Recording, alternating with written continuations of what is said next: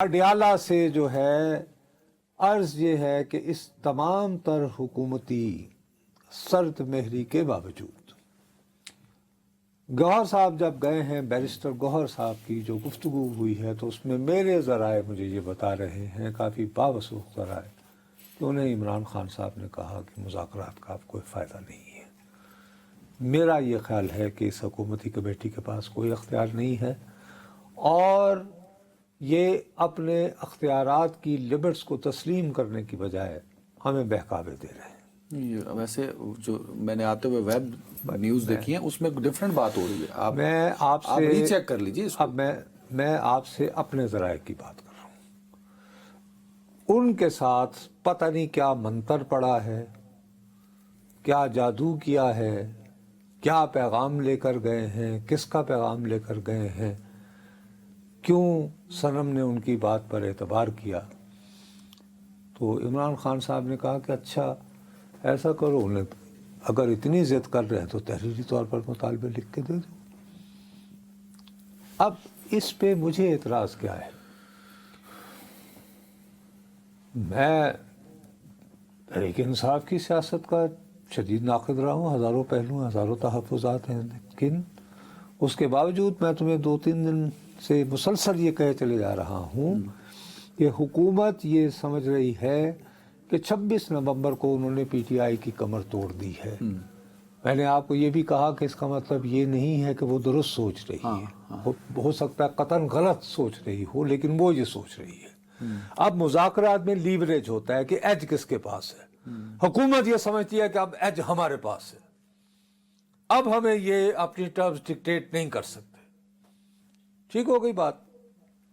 اب اس طرح کی باتوں سے تاثر یہ پھیلتا ہے، جو کل بھی میں تمہیں کہہ رہا تھا، بدقسمتی سے دہرانے کو مجبور ہوں کہ جی ان مذاکرات کے لیے تحریک انصاف مرے جا رہی ہے۔ اس کی ایک اور الگ بات آپ کیوں کرتے ہیں؟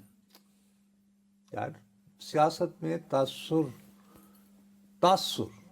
Perception is far more important than reality.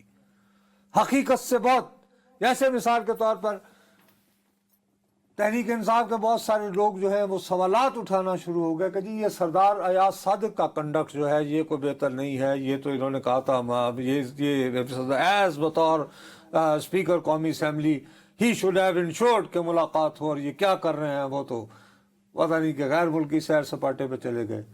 انہوں نے کہا صاحب اگر آپ کو میری نیت پر شبہ ہے تو میں کمیٹی سے الگ ہو جاتا ہوں۔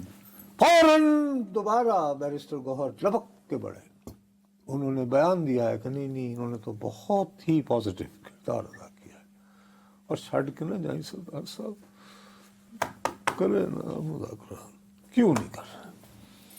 نہیں اب ایسا نہیں ہے نا، لیکن آپ دو ارے یار میں تمہیں بتا رہا ہوں، آپ نے کہا بانی تحریک نے کہا کہ کوئی لوڑ نہیں مذاکرات کرنے او بھائی، لیکن اس کے بعد پھر تم نے پہلی بات سن لی، اب میں کیا کروں؟ آج میں تمہیں ڈانٹ بھی نہیں سکتا یار میرے پیارے بھائی۔ میں نے پھر یہ کہا کہ مجھے پتا نہیں کہ اس کے بعد بیرسٹر گوہر صاحب نے کیا منتر پڑھا، کیا پھونک دی، کیا پیغام نہیں کوئی دیا۔ پھونک نہیں۔ عمران خان ایک سیاست دان بھی ہیں، وہ بھی حکومت والا کام کر رہے ہیں کہ چلو ٹھیک ہے انگیج رکھو، فائن، سیاست دان بطور سیاست دان وہ ٹھیک کر رہے ہیں، اور وہ ان کو انگیج کر رہے ہیں، حکومت تحریک انصاف کو انگیج کر رہی ہے، تحریک انصاف کو حکومت انگیج کر رہی ہے۔ مذاکرات کس کی مجبوری؟ فی الوقت تحریک انصاف کی، نہیں، کیونکہ وہ اپنے سیاسی اسیران کو رہائی کرانا چاہتے ہیں۔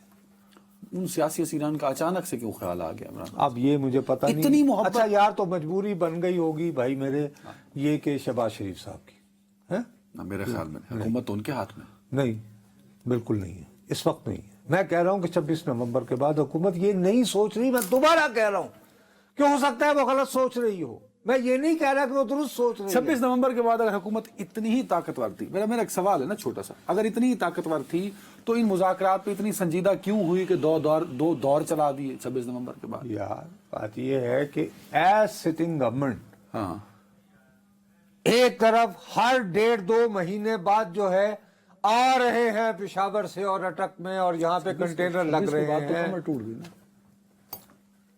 تو بھائی اس کے بعد آپ انگیج رکھ رہے ہیں کہ جی ہم تو مذاکرات کو تیار ہیں، آپ کریں، لیکن اب جو ٹرمز ہیں وہ آپ ڈکٹیٹ نہیں کریں گے، اور اس میں وہ کامیاب جا رہے ہیں، کو پسند کرے یا نہ کرے بھائی، ورنہ کیا ضرورت تھی یہ یعنی فریاد. اچھا بہرحال